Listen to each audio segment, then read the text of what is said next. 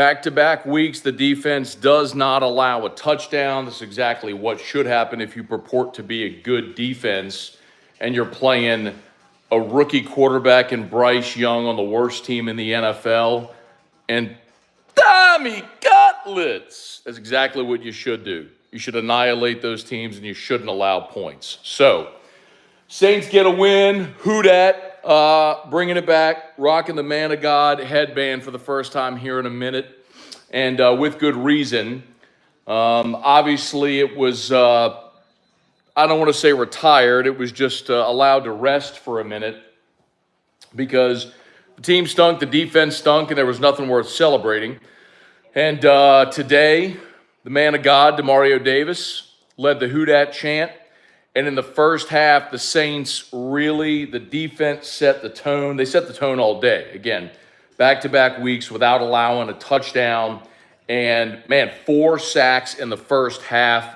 And how many times did you see Demario Davis with his, hang on, here we go. How many times did we see Demario Davis today with his celebration? And it was justified. Demario Davis was awesome today. It's what you need from your defensive captain, your best defensive player, your leader, on a day when you had to have it. So Saints got it. And the Cleveland Browns about to kick a field goal to win and cover to 2.5. Give it to me. Boom! Good day for your boy. So now they need to not blow this with 32 seconds left, and the Cleveland Browns may do that. But good day for your boy. ATS, as it were. Need Tennessee in overtime to get this done, though. Blew a lead against Houston. Anyway, I know that's not why you're here. So we'll get to your, by the way, not riding to the mall. We've already been to the mall. Had a little birthday celebration for my dad today. So watched the first half at Dad's house, took Drew to the mall at halftime, DVR'd the game, got home, watched the second half, and aligned it pretty much up to where I finished when the game finished. So instead, Drew and I are here. Drew? Hey, Drew. Drew's got his Drew Brees jersey on. Hey, Drew. What do we say when the Saints are playing? Who dat? You gosh darn right, who dat.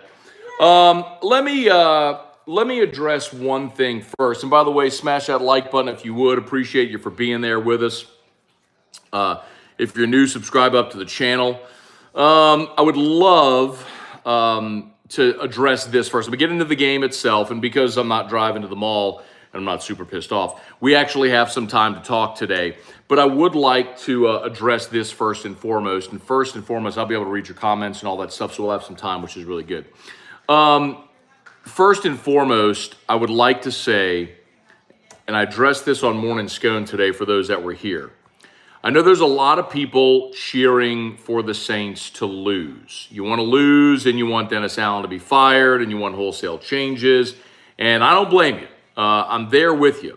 I don't think Dennis Allen's the answer. I don't think he's getting this organization where we all want the organization and the team to go, all right, just to be very frank.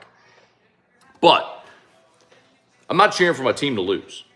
The only time I'll cheer for my team to lose is when there's a net positive by them losing. The example I've given several times is the Jets a few years back. The Jets were the worst team in the league. They were in the running for Trevor Lawrence, what many assume to be a generational type quarterback. And instead, they win a meaningless game late in the season, and it cost them Trevor Lawrence, and instead they end up with Zach Wilson. That's a franchise-changing, franchise-defining type kerfuffle there by winning that game.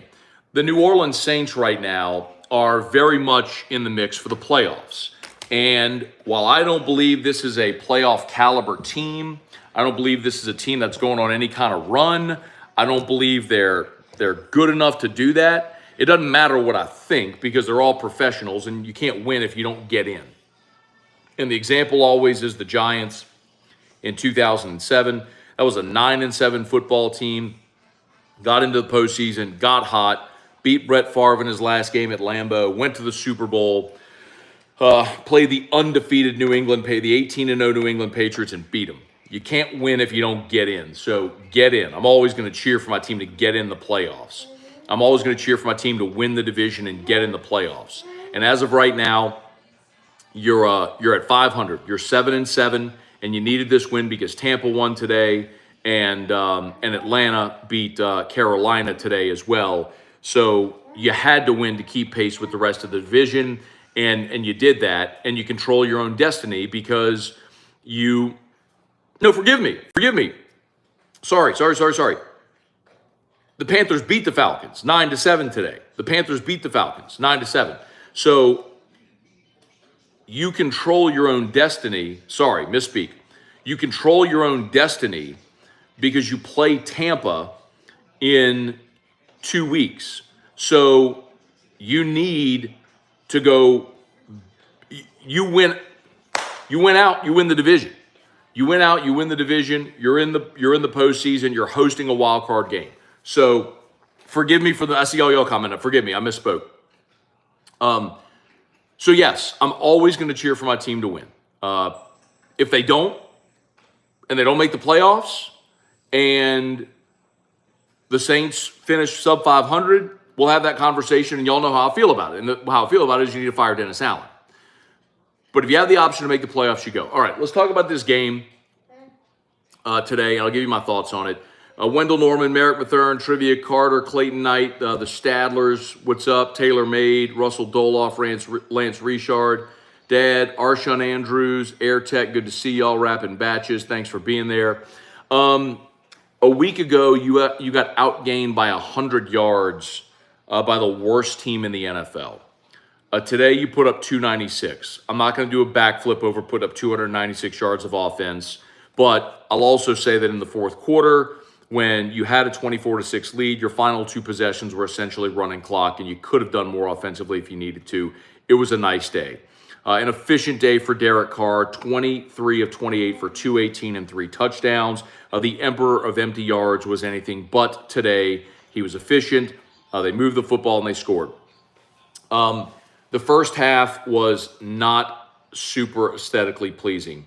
Giants get the ball to start the game. It looks like you got them 3 and out. You rough the punter. They get a first down. They go right down the field. You do come up with the stop, and you allow Randy Bullock the 56-yard field goal. So they're up 3-0 at that point. And then you really shut them down for the rest of the half.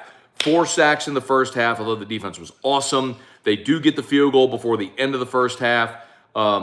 The controversial penalties, let's talk about that real quick at the end of the first half. Number one, the roughing penalty or the unnecessary roughness penalty, I should say, against Alontae Taylor was grade A El Toro Pupo.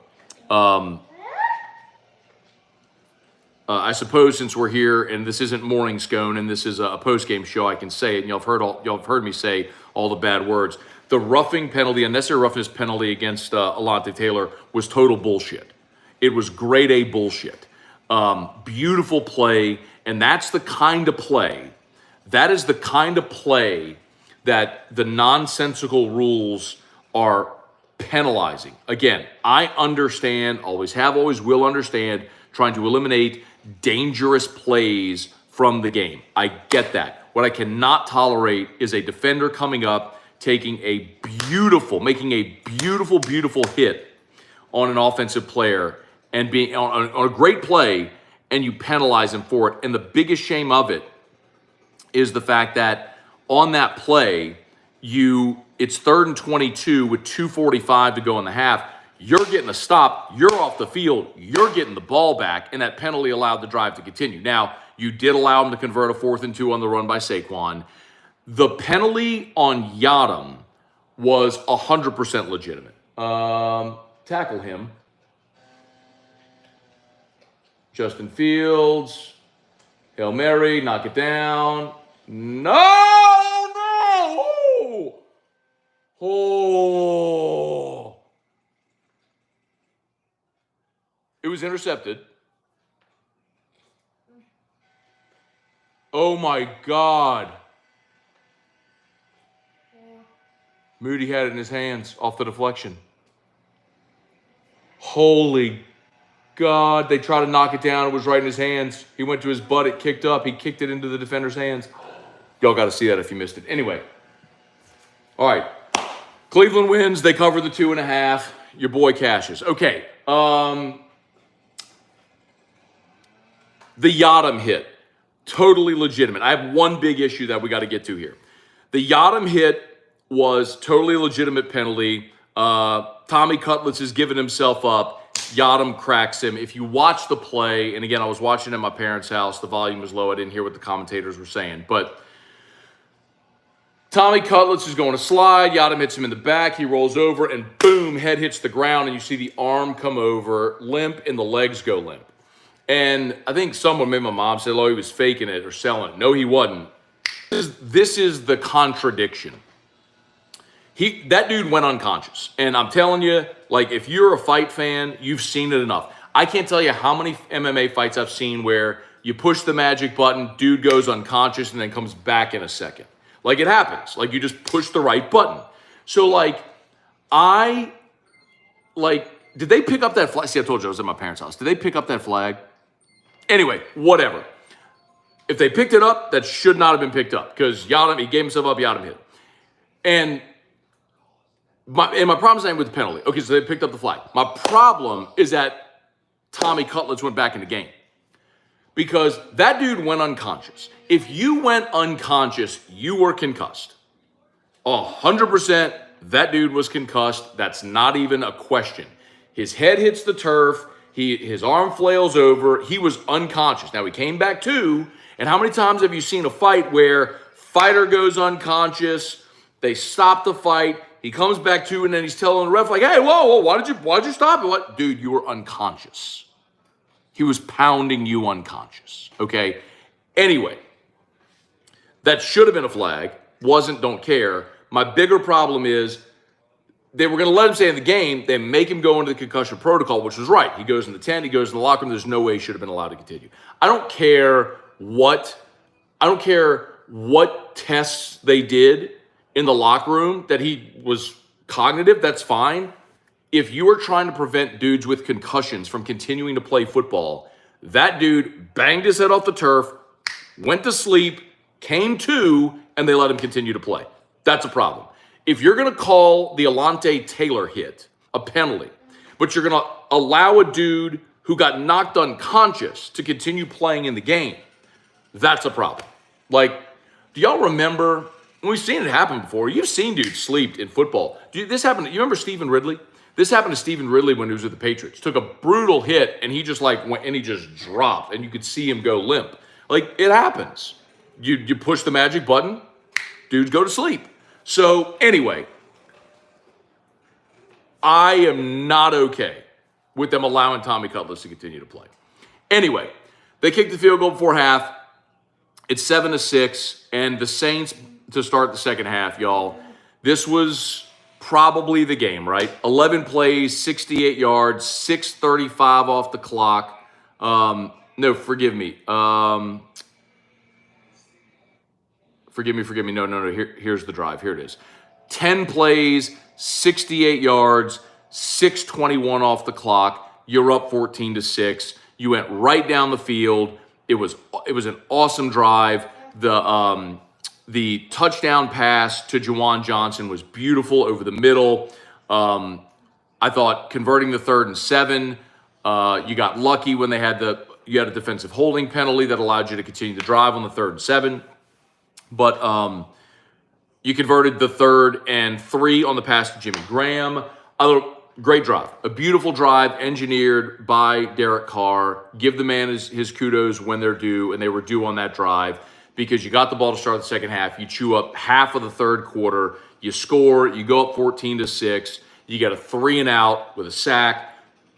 You go down, hat tip Blake Groupie, who nailed his only attempt, the 50-yard field goal. So, no, wait, hang on. Someone just said, LOL, everyone likes Derek Carr when they win. No, hold on a second. Alex Katsanos, everyone likes Derek Carr when they win. Also, D had heard enough of DeVito hype. It ain't about liking Derek Carr. But if you're going to be honest, when he plays well, you give the man his flowers. And today, Derek Carr was efficient. He played within the offense, and he played well. Now, you were also playing a horrendous football team, okay? The Giants are not good, and I've talked about this all week, that the Giants, while they're 5-8 on a little 3-game winning streak, and everyone was super hype about Tommy Cutlets and everything, the reality is when the Giants have played good teams, they've gotten their ass beat. They lost 40-0 to the Cowboys. They lost 49-17 to the Cowboys. They lost 30-12 to the Niners. They lost 31-16 to the Dolphins. They scored 9 points at the Bills. They beat the Patriots a couple weeks ago 10-7. The Giants aren't a good team. So you did what you were supposed to do against a bad team, okay? No. I know you said it doesn't mean to be mean about it. I don't dislike Carr. I get it, and I've said it a million times. I don't dislike Derek Carr either. He seems like a good man, husband, father, person, the things that really matter in life. And that's true, and that's what you want. But as a quarterback, my stance has been, will continue to be, you've got now, in his 10th season, a large enough sample to know who and what Derek Carr is. And what he is a mediocre quarterback in the NFL. He's a mediocre quarterback who had a good day. Guess what Tommy Cutlets is? He's a career backup who will probably be out of the league in 3 years, who's had a nice little run. It happens. Like, you can have good days, man. So give the man his flowers for a good day today. He deserves it. And the Saints won the football game, and they kept alive their opportunity for the postseason, which I want to see them go to the postseason. I'm not a fan that's going to sit here and tell you I want them to lose out so they fire Dennis Allen. Now, I don't think they're winning out, and I don't think they're going to make the playoffs. My opinion is the Saints are going to LA next week, and they're going to lose to the Rams, and then they're going to go to Tampa and lose to the Bucs. They're going to be eliminated from postseason contention. They'll come home against the Falcons and probably lay down and lose that game, and they'll finish 7-10, and they'll fire Dennis Allen. That's what I think is going to happen. What I would love to see happen is the Saints go out to LA and win. The Saints go to Tampa and win. The Saints come home against Atlanta and win. They go 10-7. They win the division. They host the wild card round playoff game and win it. They go on the road in the divisional round against probably the Niners, and you're probably not going to win that. But Niners or Eagles is probably who you'd play. And then we'll see how it goes. So, anyway, I mean, I want to see my team win. I don't want to see them lose. But I'm going to give y'all know, I'm going to be honest with you. If I think they stink, I'm going to tell you I think they stink. If I think they're going to lose, I'm going to tell you. If I think they're going to win, I'm going to tell you. But on the day when Derek Carr plays well, you should all appreciate the day that he had. And more so, the defense, which the defense has been not what we thought it would be. And, they slumped this year.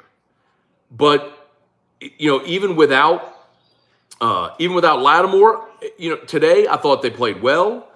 Back-to-back weeks not allowing a touchdown after, you really got bludgeoned by the Lions. And even the second half of the Lions game, after you got down 21-0, you played well in that game. So maybe this is a confidence boost they need to get it together. I hope it is. I don't know if I believe that, but I hope it is. Anyway, okay.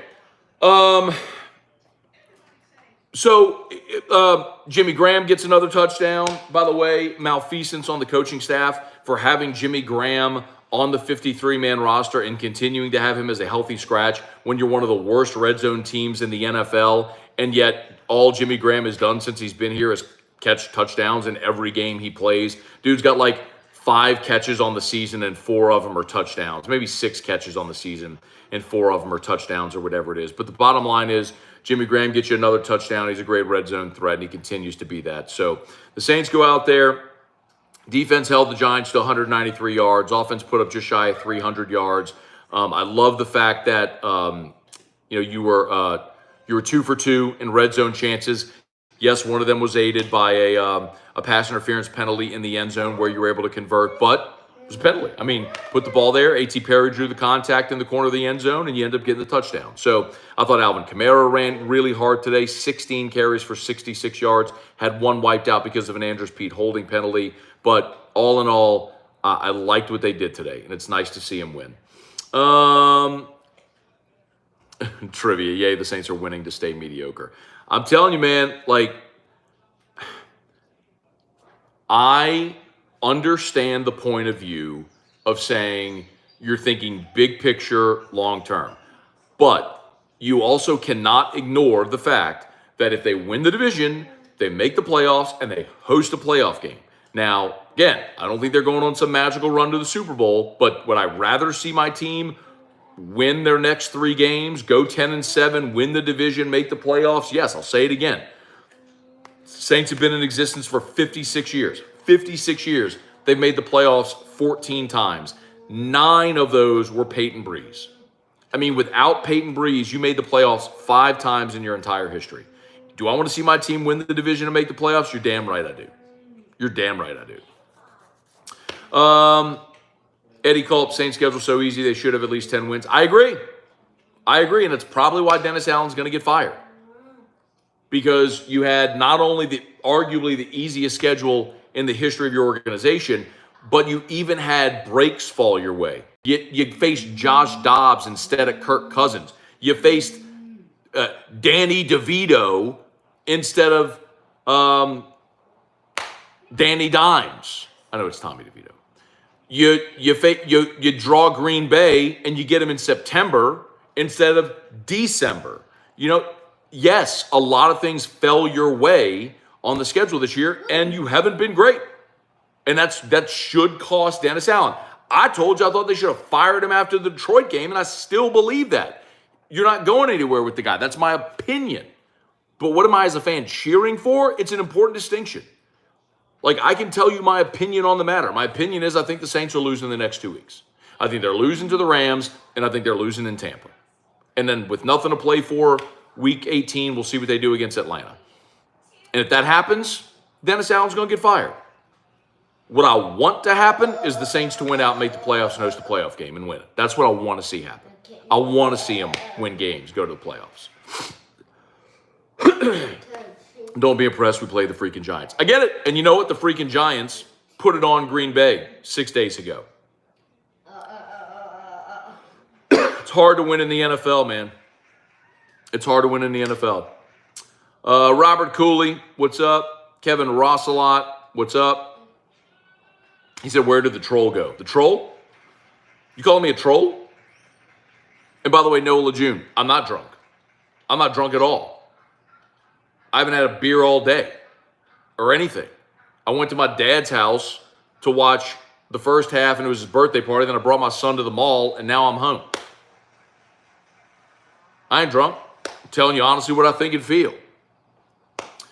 Let's see. Dante Spate. I don't trust my Falcons to beat y'all Saints, and I hope my hometown Falcons keep losing so we can fire Arthur Smith. It is interesting, though, because you could end up with a scenario where the entire division fires its coach. It would, I'm sorry. There was a commenter that was trolled. My apologies. Thank you, Trivia. I appreciate it. We got a touchdown here for the Bills. Got the Bills laying the 2.5. Let's go. Let's go. All right.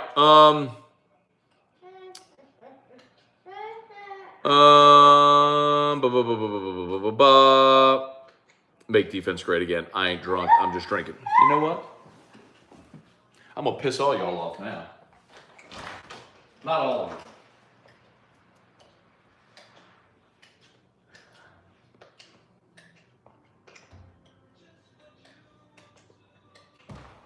Who dat? The official beer of the New Orleans Saints. The official beer of the LSU Tigers. The official beer of AFR. Great sponsor of the UFC. Great sponsor.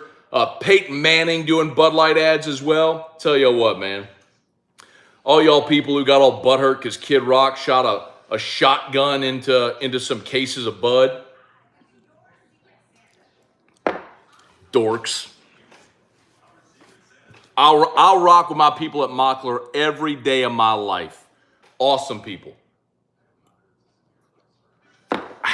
The official beer of your New Orleans Saints. Let's see. I ain't no troll with that, bud. I rock with my people, and Mockler Beverage are awesome people. And the selective outrage from some losers kill me. The selective outrage. I watch a McDonald's commercial where there's two gay men in a booth sharing fries. Y'all quit going to McDonald's? No, because who cares? You want to know why? Gay people buy stuff too. Yeah, market to them. Who cares? Live your life. I'll ride with my people at Mockler every day of my life. All right. And by the way, Kid Rock is drinking Bud again now. Crazy. No, y'all just ignore that. The official beer of the New Orleans Saints.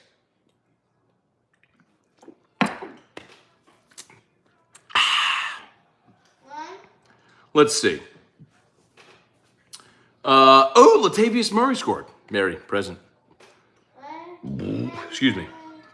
Drinking a little fast, the carbonation. I got a little carbonation. Okay. All right, what else y'all got? Soccer is here. We did not utilize Shaheed today. You know what, man? Here's the thing. I got a prop. Like, you put up 300 yards and 24 points.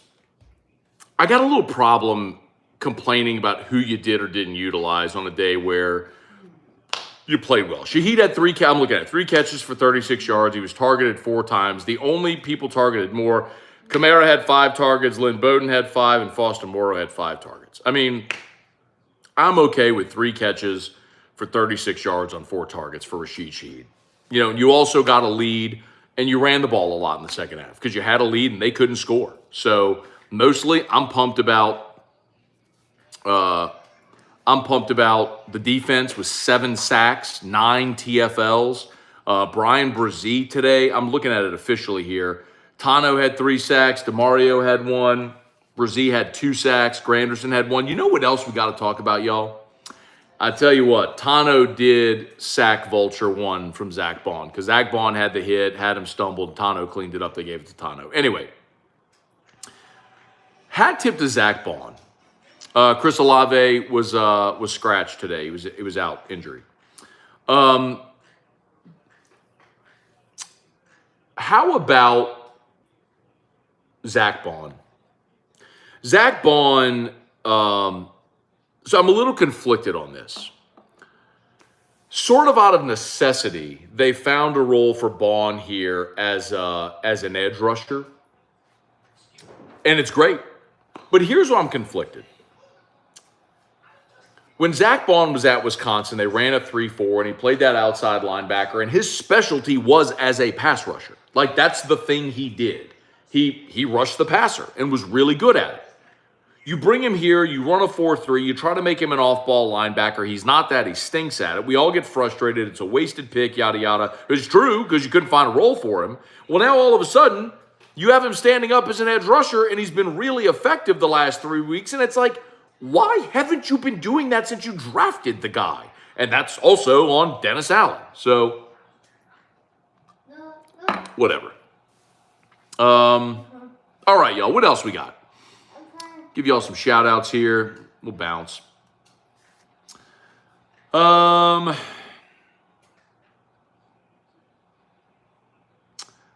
Nat said, Saints, let's go. Let's make a run, black and gold to the Super Bowl. Like, I don't believe that's going to happen, Nat, but I would love it. Like, here's my thing. If you're a Saints fan, how can you sit here and not want your team to win games, win the division, go to the playoffs, and be playing in meaningful games in January? Like, the irony is when people say the best thing that could happen, winning games and making the playoffs, is the worst thing because that means that they'd be retaining Dennis Allen, Derek, blah, blah, blah. Like, no. The best thing that can happen is winning and going to the playoffs and competing for a championship. That's the best thing. That's not the worst thing. Again, I don't think that's going to happen. I think they're going to lose the next 2 games. That's what I will predict. I picked the Saints to win this game. I picked them to win last week. I picked them to lose to Detroit. So we're on a little bit of roll here with predictions. I think the Saints are going to lose in LA, and I think they're going to lose in Tampa. And the season's going to end, and they'll play Week 18 and play out the string. What I'm hoping is they go to LA and whip the Rams' ass. And then they go to Tampa, and they whip Tampa's ass and win the division. They come home and beat Atlanta. That's what I'm hoping for. See if it happens. All right. Anyway. All right, we might be just about done here. Gulf South odds picks first slate poo. Let me see what I had. I had them right here. By the way, let's do this real quick. I haven't checked the picks yet. And I was 5-0 last week. But that's why I hate Gulf South. That's why you gotta play. Seriously, y'all? Straight serious, Matt, here for a second. If you're not listening to Jimmy Ott's Football Sunday, you need to. But on top of that, you also have to go to his YouTube channel look at Sports Bettors Paradise. When you're done with this, go on YouTube and go to Sports Bettors Paradise and subscribe. Every week, he gets Randy McKay, Randy is the best, and Brady Cannon, and they give their picks. They play one of the picks recorded on Football Sunday. So, let's see. Randy gave, how did the Tennessee game end?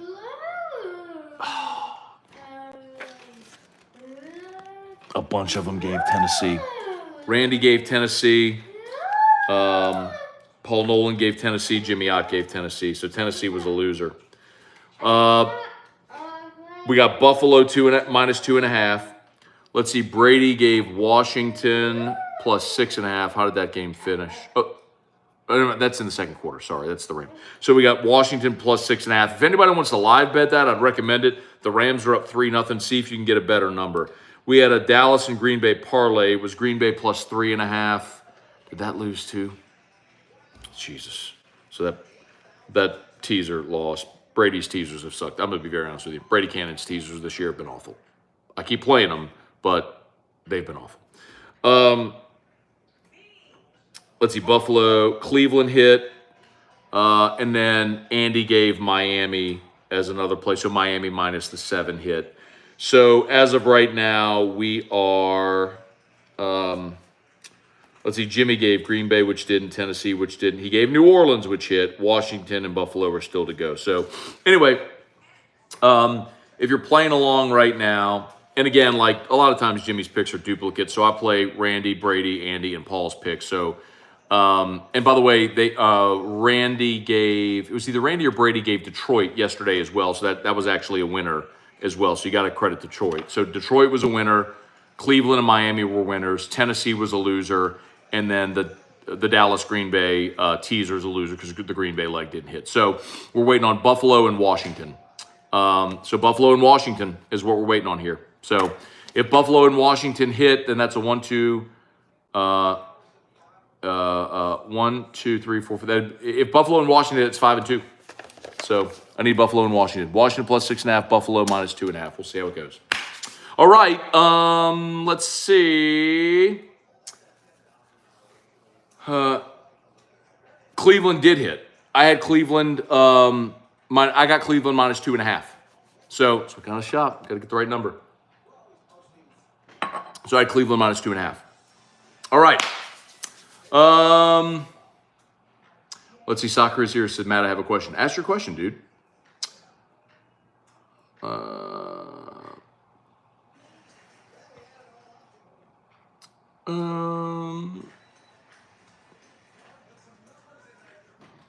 That's true. Jeb Whitley also said, Matt, the people that boycotted AB and Bud Light just hurt the drivers and the sales reps. That's so true.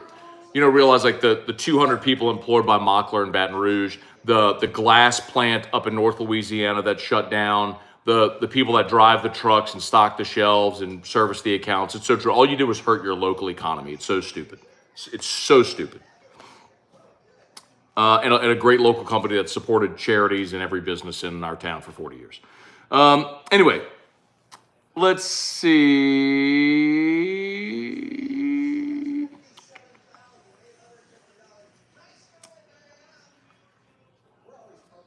Soccer is here. How do you think we do if we get the legend JD5? So I don't think the Saints are going to, I'll answer this question. I don't think the Saints are going to draft Jaden Daniels. I don't think the Saints are going to draft a quarterback.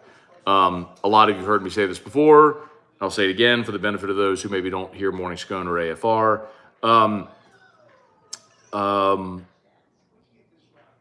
The Saints have $100 million invested in Derek Carr. They guaranteed him $100 million. Number one, the Saints aren't going to draft high enough to get Jaden Daniels. They could trade up. They could. But if you have $100 million invested in Derek Carr, it would serve you to draft players that are going to help maximize the return on that player. So I think they will draft an offensive tackle, a wide receiver, Brock Bowers if he's available to them. I think that's what they're going to do. William just said we need to draft a quarterback. I get it, and I'm for it. I can't be any more clear about this. A lot of you saw the clip that I made on AFR a few weeks ago where I went on this rant about how in the history of the Saints franchise, 56 years, they've used a first-round pick on a quarterback one time. What makes you think this is going to be any different? It's not. You have $100 million invested, guaranteed, into Derek Carr. You are going to try to maximize a return. And everyone can say, forget that. Well, it's not your $100 million. You aren't the GM that lobbied for that deal, or the coach, or the owner that's paying the money. You have that investment. You're stuck with it. How do you maximize it? Well, go get him a receiver, get him a left tackle, get him a tight end, something like that's what's going to happen. They're not going to draft Jaden Daniels. They're not going to draft a quarterback in round 1. I would love it if they did. I'm the guy who lobbies for it. Take your swing. Take your swing. Like you cannot ever know if you're gonna have a franchise quarterback. Like you can't have Patrick Mahomes or Josh Allen or fill in the blank if you're not willing to write the name on the card and hand it into the commissioner. So yes, I'm in favor of them drafting a quarterback. Otherwise, you know what you get? You get a history of Wade Wilson and Jim Everett and Billy Joe Hobart and Billy Joe Tolliver and Aaron Brooks and Jeff Blake and Heath Schuler. Like, that's what you get.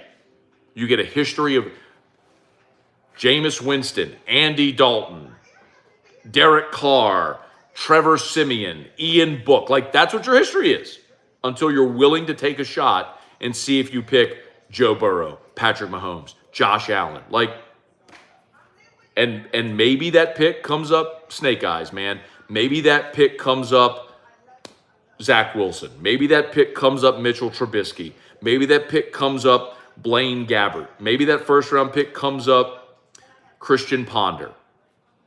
Or maybe not, but you won't know until you make the pick. So I want them to do it. I want them to draft a quarterback. I just don't believe they will.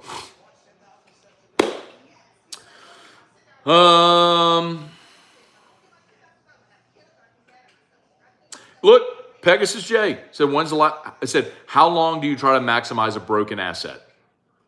It's going to be Carr the next 3 years no matter what. Hey, bro, listen, man. You can say all you want about Derek Carr, but there is no ambiguity where I stood on that from the beginning. So this isn't any hindsight 2020 bullcrap. I told y'all when they drafted or when they signed him, that was a waste. That he's Andy Dalton 2.0. I was the only one willing to stand up and say that while everyone tried to tell you why it was going to be great. I was the one shouting, hey, this is Andy Dalton. 9 years with the team that drafted him, made him their franchise. They won games, never made the play. The franchise that knows him the best just kicked him to the curb. Like, I'm the one who was saying that, all right? So I'll take a big victory lap on that. I'll do an I told you so on that because I'm not going to let anybody pin me against the wall. So yes, I'm with you. But I'm not the one that invested $100 million. I'm not the one that said, I'm investing in this guy as my quarterback. The owner and GM that are currently, and the head coach that are currently in place are. And if they're still there, they're going to ride with him. They're going to try to maximize that investment. But I'm with you. Cut bait. Yes. Yes. It's a law of diminishing returns. Cut bait. How much deeper do you dig yourself in the hole? Anyway.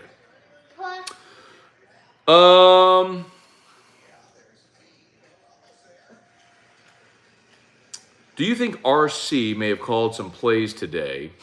Ronald Curry. I saw some plays I haven't seen. No, I don't believe that anyone other than Pete Carmichael is calling plays. I would imagine that game planning throughout the week is a collaborative effort, and they should have some new things every week for every opponent. So I would hope that's the case. Okay. We might be done here, y'all. Appreciate y'all for being here. Big shout out to everybody. Blown coverage. I have such mixed feelings about the win. I can't stand Dennis or Carr, but my heart is so warm when they win. It should be, man. It's hard to win in the NFL, man. You should celebrate when your team wins. You should always. I'll say it again. And please smash the like button if you're watching live, or if you're watching on demand. Thank you. And Hudco's pinned in the chat. We had a ton of rain in the Baton Rouge and all over Louisiana on Saturday. If you have issues with your roof, give us a shout at Hudco, hudcoroofing.com. The only time you should ever be disappointed with a win is like what happened with the Jets and Trevor Lawrence in 2021, sorry. It cost you an opportunity to draft a franchise quarterback on the last week of the season on a team that was going nowhere, and instead you ended up with Zach Wilson. That's the only time. That's the only time. Only time it's ever okay to be disappointed. Drew McDaniel is next week a must-win. Yes, they're all must-wins. Like, in a literal sense, no. In a literal sense, you could lose next week, beat Tampa and Atlanta, and still win the division. So, in a literal sense, is it a must-win? No. But you won't control, if you lose at the Rams, you don't control your own destiny. You would need Tampa to lose again. So, and Tampa's remaining opponents, let's look at this real quick. Tampa this week is they've got Jacksonville at home, New Orleans at home, then they're at Carolina. So you really need Jacksonville to step up and beat Carolina. But even if that happens, Saints lose at the Rams, it comes down to Saints at Bucks. So anyway. Let's go. Who dat? All right, y'all. Thanks for being with us. Kim Mulkey got kicked out of a game. That's awesome, dude. I love Kim Mulkey. God, I love Kim Mulkey. What a badass. 60-year-old woman yelling at people getting run out of games and stuff. That damn right, bro. Get your money's worth. Go get all up in someone's ass and get run. I love that. Okay. Who dat? Hey, Drew.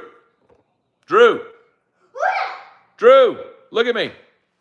What do we say when the Saints beat the New York Giants 24-6? Who dat? You gosh darn right. You better train them right. You got to teach them right from a young age. That's what you got to do. Y'all be good. Peace.